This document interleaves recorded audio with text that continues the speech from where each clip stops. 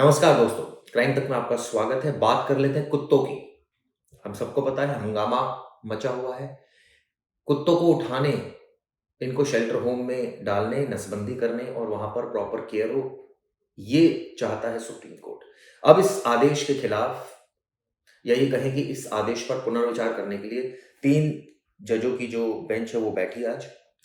अपना ऑर्डर उन्होंने सुरक्षित रख लिया। दिल्ली एनसीआर में बेघर कुत्तों को शेल्टर होम में भेजने के सुप्रीम कोर्ट के निर्देश पर हंगामा मचा हुआ है। हम सबको पता है कि सुप्रीम कोर्ट ने कहा था कि इनको शेल्टर होम्स में भेजिए क्योंकि कई सारी घटनाएं हो रही हैं।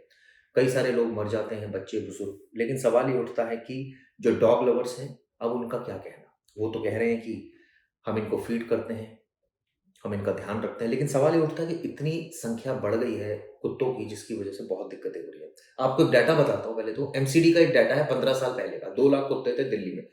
अब जो दलील दी गई है, करीब-करीब जो इसकी इनकी संख्या है वो 1 मिलियन हो गई, यानी 10 लाख क्रॉस कर गई है। दिल्ली सरकार की तरफ से आज जो सॉलिसिटर जनरल थे तुषार मेहता, वो पेश हुए। उन्होंने कहा कि कुत्तों के हमले से बच्चे मर रहे हैं।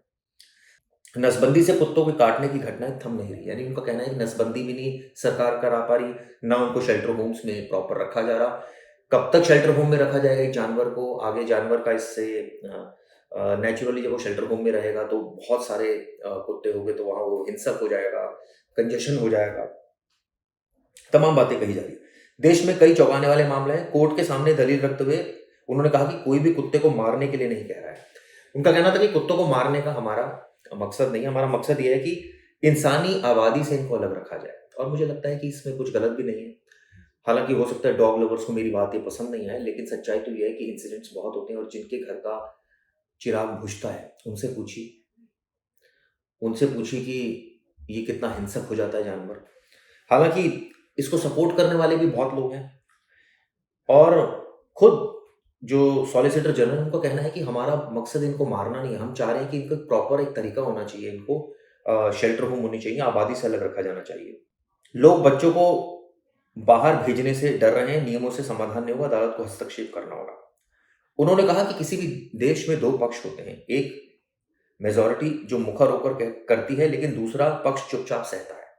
लेकिन यहाँ वोकल माइनॉरिटी है जो चिकन खाती है और अब पशु प्रेमी बन गई है। उन्होंने साफ-साफ कहा कि जो डॉग लवर्स हैं, उनके ऊपर कटाक्ष किया कि कई ऐसे हैं जो चिकन खाते हैं, नॉन-वेज खाते हैं और अब वो पशु प्रेमी की बात कर रहे हैं। खैर, वरिष्ठ अधिवक्ता कपिल सिब्बल भी पेश हुए। उन्होंने क्या कहा कि कोर्ट के निर्देश में कहा गया है कि कुत्तों को नसबंदी के बाद छोड़ा नहीं जाएगा। ये कपिल सिब्बल ने कहा कि नसबंदी आप करिए, कुत्तों की प्रशासन को करना चाहिए और उसके बाद छोड़ा नहीं जाएगा, तो फिर वो कहाँ जाएँगे? ये नियमों के खिलाफ है, उनका कहना है। इस पर रोक लगनी चाहिए। जब एक बड़ी संख्या में कुत्तों को एक साथ शेल्टर में रखा जाएगा, तो वो एक-दूसरे पर हमला करेंगे और इससे इंसान भी प्रभावित होंगे। उनका कहना है कि अगर एक जगह पर रखा जाए, तो एक प्रॉपर जगह हो, इंफ्रास्ट्रक्चर हो, सरकार इतना पैसा खर्च करने के लिए तैयार हो, तब तो कोई बात है, अदरवाइज़ तो कोई मतलब नहीं है। यहाँ तो क्या मैं बताऊँ एमसीडी का क्या हाल है, हम सबको पता है करप्शन में अखंड डूबा हुआ है। बहुत सारे केसेस सामने आते रहते हैं, तो या इंसानों की फ़िक्र नहीं होती, कुत्तों के बारे में कौन सोचेगा? ख़ैर, कुत्तों को सड़कों से उठाने पर रोक लगाई जाए। याचिकाकर्ता की ओर से पेश जो अधिवक्ता थे कपिल सिब्बल, उन्होंने कहा कि कुत्तों को सड़कों से उठाने के फैसले पर फिलहाल रोक लगनी चाहिए। उनका कहना था कि रोक लगानी चाहिए इस फैसले पर और हमें जवाब देने के लिए समय दिया जाना चाहिए। इस दौरान कोर्ट को बताया गया कि सुप्रीम कोर्ट का फैसला गुरुवार शाम को अपलोड किया गया, लेकिन इससे पहले ही सड़कों से कुत्ते उठाने शुरू कर दिए गए। तो कहा कि ये तो फैसला कल अपलोड हुआ, लेकिन उससे पहले कुत्ते उठाने शुरू कर दिए गए। इस पर कोर्ट ने कहा कि ऐसा कैसे किया जा रहा है, जिस पर सिब्बल ने कहा कि प्रशासन ने कुत्ते उठाना शुरू कर दिया है। सिब्बल ने कहा कि कुत्तों को आखिर कहाँ रखा जाएगा? उनको नसबंदी कर उन्हें हमेशा के लिए शेल्टर में कैसे रखा जा सकता है? याचिकाकर्ताओं को हलफनामा दायर करने को कहा। इसके बाद सुप्रीम कोर्ट ने कहा कि आज इस मामले को बंद नहीं करेंगे, सिर्फ देखेंगे कि फैसले के किन-किन हिस्से पर आपत्ति है या उन पर रोक लगनी चाहिए नहीं। अदालत ने कहा कि समाधान निकालना ज़रूरी है, समाधान निकाला जाए, ना कि विवाद बढ़ाया जाए। अपना फैसला कोर्ट ने सुरक्षित रख लिया। उनका साफ-साफ कहना है कि अभी तो हम समाधान निकालना चाहते हैं और नेचुरली हम ये नहीं चाहते कि इसके ऊपर और विवाद हो जाए। हम तो चाहते हैं कि इससे कोई ऐसी स्थिति पैदा नहीं हो जिससे कि एक कंट्रोवर्सी क्रिएट हो जाए और ये क्रिएट हो जाए कि हम जो है वो डॉग लवर्स नहीं हैं, हम एक गलत फैसला ले रहे हैं। इसको लेकर मैं 3 जजों की पीठ ने, आपको पता है, आदेश सुरक्षित अब रख लिया है। इससे पहले दिल्ली एनसीआर में आवारा कुत्तों को सड़कों से हटाने और उनके समुचित पुनर्वास से जुड़े स्वतः संज्ञान मामले में जस्टिस विक्रमनाथ हैं जो सुन रहे हैं, जस्टिस संदीप मेहता सुन रहे हैं और जस्टिस एन वी अंजारिया सुन रहे हैं। उनकी बेंच ने सुनवाई की है इस पर। और अब इस पर कुछ आंकड़े भी दिए गए हैं। आंकड़े मैं आपको बता दूं, 37 लाख हर साल और 10,000 कुत्ते काटने का शिकार होते हैं। 37 लाख हर साल और 10,000 हर दिन कुत्ते काटने का शिकार होते हैं। आप सोचिए, ये पूरे ओवरऑल इंडिया का फिगर बताया गया है। 305 लोग तो हर साल मर जाते हैं इस वजह से, रैबिज जो आता है। कोई पशुओं से नफरत करने वाला नहीं है, हम उनको मारने की हिमायती नहीं है, हम तो बस उनको अलग चाहते हैं। अब सबसे बड़ी बात है, शेल्टर होम में जगह सीमित है, इनकी संख्या लगातार बढ़ रही है, आपस में फसाद और मारकाट करेंगे। सवाल ये उठता है कि कोई पॉलिसी क्यों नहीं बनाई जाती। मैं एक रिपोर्ट पढ़ रहा था, एमसीडी की रिपोर्ट थी। दिल्ली में 15 साल पहले हुई गिनती में करीब 2 लाख थी आवारा पशुओं की संख्या। आप सोचिए, 2 लाख थी 15 साल पहले, अब करीब 10 लाख हो गई है। अभी करीब 20 के आसपास शेल्टर होम्स हैं। ये भी पता चला है कि 5,000 के आसपास एंटी रेबीज टीके उपलब्ध हैं अभी एमसीडी के अस्पतालों में। ये जानकारी निकल कर आई है। 26,000 जो आंकड़ा है करीब, केस डॉग बाइट दिल्ली में दर्ज हुए इस साल। आप सोचिए, 26,000 के करीब 9,000 मामले एमसीडी अस्पतालों में और 15,000 मामले एवीआर सेंटरों में सामने आए। यानी कि एक बड़ी संख्या है जिनमें कुत्तों के काटे जाने से करीब 26,000 मामले सामने आए, ये कहना है एमसीडी का। 68,000 मामले डॉग बाइट के एमसीडी के आंकड़ों में मुताबिक साल 2024 में दर्ज हुए थे। करीब 68,000 टोटल 2024 में।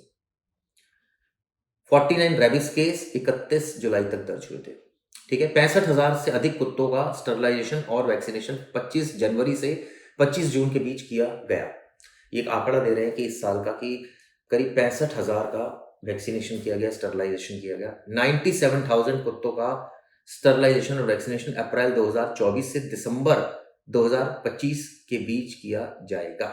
ये एक इनका टारगेट है कि करीब 97,000 जो है वो उनको स्टरलाइज किया जाएगा डॉग्स को 2000 अप्रैल 2024 से दिसंबर 2025 तक, यानी अभी एंड तक। अभी तक तो 65,000 हो जाएगा लग रहा है।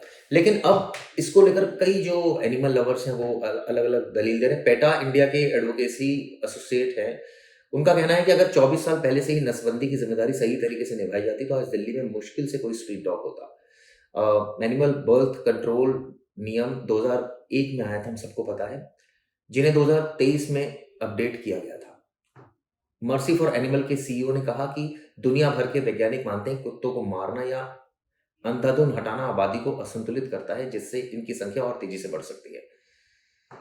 इस तरह की बातें भी कही जा रही है। आप सोचिए कि कुछ वकीलों से भिड़ गए कुछ डॉग लवर्स जो थे, हाथापाई हुई। सुप्रीम कोर्ट ने भी कहा है कि हम उनके जीवन के प्रति भी संवेदनशील हैं, कुत्तों से क्रूरता अब नहीं चलेगी, ऐसा सुप्रीम कोर्ट ने कहा। और डॉग शेल्टर पाउंड में भीड़ भाड़ ना हो, ये भी ध्यान रखा जाए। तो कुल मिलाकर जो बातों से ऐसा लग रहा है, केंद्रीय मंत्री इस बीच जो विजय गोयल है, उनका भी पूर्व केंद्रीय मंत्री है, उन्होंने सुप्रीम कोर्ट के फैसले का समर्थन किया है। उधर मेनका गांधी तो अपोज ही कर रही है। उनका कहना है कि इस तरह से कुत्तों को हटाकर एक सेंटर में डाल देना, ठूस देना ठीक नहीं है। सवाल ये उठता है कि जब ये काम एमसीडी का है तो उन्होंने जिम्मेदारी ढंग से क्यों नहीं निभाई? आज तक इसकी प्रॉपर संख्या क्यों नहीं काउंट की गई? क्यों प्रॉपर शेल्टर होम्स नहीं बनाया? एक एक लॉन्ग टर्म पॉलिसी क्यों नहीं बनाई गई जिसमें ये हो कि एक जानवर जो अगर पैदा हो रहा है, मुझे जहाँ तक आइडिया है कुत्तों की जो उम्र होती है 12 से 14 साल 15 साल तक होती है मैक्सिमम। तो ऐसे में इस बात का ध्यान रखा जाना चाहिए कि जो कुछ डॉग लवर्स हैं, ठीक है, वो अपने घर में डॉग पाले सिक्योरिटी के पर्पज से, लेकिन जो डॉग बाइट्स होती है ये एक कंसर्न की बात है। और सबसे बड़ी बात यह है कि जो डॉग को अगर इस तरह से आवारा कुत्तों की संख्या बढ़ेगी तो नेचुरली वो अटैक करेंगे। तो ऐसे में सरकार को चाहिए कि ज़्यादा से ज़्यादा इसमें शेल्टर होम्स बनाए जाए उनके, लेकिन ऐसा नहीं हो पा रहा है क्योंकि इसमें पैसा बहुत लगेगा। अधिकारियों की संलिप्तता रहेगी इसमें बहुत ज़्यादा। इसके अलावा एक इंफ्रास्ट्रक्चर की ज़रूरत पड़ेगी। तो एमसीडी के पास तो वैसे ही बजट नहीं है, तो वो कैसे इतने बड़े जो है वो चीज़ों को संभाल लेगी? सबसे बड़ी बात ये है। क्योंकि दिल्ली सरकार को चाहिए, केंद्र सरकार को चाहिए कि वो ज़्यादा फंड एमसीडी को दे ताकि वो प्रॉपर जैसे एंटी रेबीज टीके मंगवाएं। इसके अलावा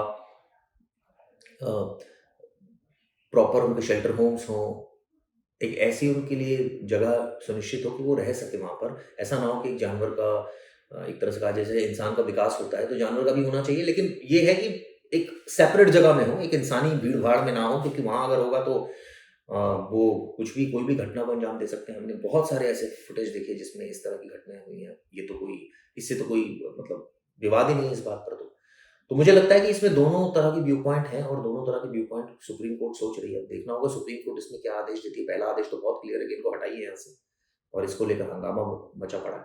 अब देखना है कि जो अब 3 सदस्यीय बेंच है वो किस तरह से इसको देखती है। क्या ये कहा जाता है कि फेज़ वाइज़ हटाइए, या ये कहा जाता है कि ठीक है आप पहले व्यवस्था कीजिए, बजट कैसे अलॉट होगा उनको, ये सबसे बड़ी बात है, क्योंकि मेन चीज़ है कि हटाना और उनको स्टरलाइज़ करना ये कोई बड़ी चीज़ नहीं है।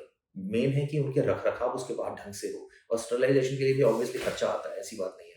तो ऐसी तमाम चीज़ें हैं जो सुप्रीम कोर्ट विचारार्थ कर रहा है। उम्मीद की जानी चाहिए इस मामले में जो एनिमल बर्थ कंट्रोल है उसका पालन किया जाना चाहिए। एक और महिला वकील का इसमें कहना था कि हमारा रेबीज कंट्रोल के समुचित इंतजाम नहीं है, खासकर राह चलते बुजुर्गों और बच्चे इन कुत्तों का शिकार थे। बिल्कुल ठीक बात है, और ये सच भी है। और मुझे तो याद है कि मुझे भी एक बार कुत्ते ने काटा था, तो पहले तो 6 इंजेक्शन लगते थे, फिर 3 हुए, अब तो शायद 1 ही लगता है इंजेक्शन। तो ये एक प्रॉब्लम तो है, इसमें तो कोई दो राय नहीं है। जो कई ऐसे डॉग्स हैं जो विदेशी डॉग्स हैं, वो तो बहुत खतरनाक है, तो उनसे तो और बचकर रहने की ज़रूरत है। खासकर कई लोग ऐसे हैं जो वो इस तरह की ब्रीड्स अपने आप पाल लेते हैं, कई बार खतरा उत्पन्न कर देते हैं, कई बार मुकदमे भी दर्ज हो जाते हैं। तो टोटैलिटी में इस चीज़ को देखा जाना चाहिए। लोगों का भला होना चाहिए, लोगों के बारे में सोचा जाना चाहिए, जानवरों के बारे में भी सोचा जाना चाहिए, लेकिन एक इनके लिए एक अलग डेज़िग्नेटेड प्लेस हो जहाँ पर ये घूम सके, रह सके। सबको पता है ज़ू होता है, वहाँ भी तो जानवर होते हैं, वहाँ भी तो रहते हैं जानवर। उनको एक माहौल दिया जाता है उस तरह का वहाँ पर। वहाँ पर हम सबको पता है कि एक अलग टाइप के माहौल देने के बाद वहाँ रुकते हैं। तो क्यों नहीं ऐसा किया जा सकता? लेकिन सबसे बड़ी दिक्कत इसमें पैसे की है, और एनसीडी के पास पैसा नहीं है। तो अब क्या केंद्र सरकार, दिल्ली सरकार इसमें मदद करेगी? आने वाले वक़्त में दिल्ली, खासकर अगर दिल्ली के परिप्रेक्ष्य में बात करूँ, और जो दूसरी सरकारें अलग-अलग स्टेट की, क्या वो इसमें बढ़-चढ़ कर हिस्सा लेंगी? देखने वाली बात होगी। ये वीडियो कैसी लगी बताएँ? धन्यवाद।